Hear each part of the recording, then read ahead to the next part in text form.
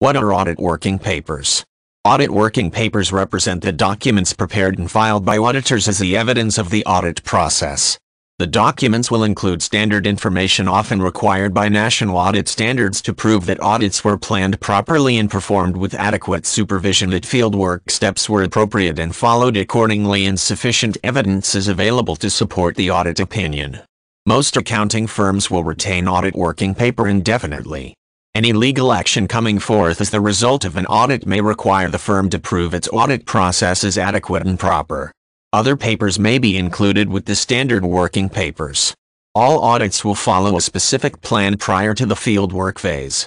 Accounting and/or audit firms must present information to clients regarding the suggested audit plan. The plan will dictate the size and scope for the article to ensure auditors select an appropriate sample of accounting paperwork. The planning documents will often detail the steps taken to select a sample, as this is a critical part of the audit planning process.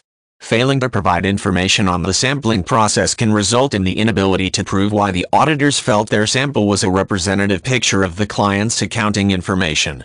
Audits must have adequate supervision by a lead auditor or partner from the accounting firm. Most audits will require the supervisor to sign off on all audit working papers.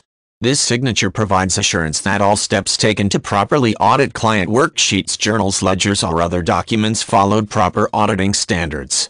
Lead auditors may also need to make decisions about selecting a second sample for testing or write notes on documents to provide a further explanation on an audit fieldwork process.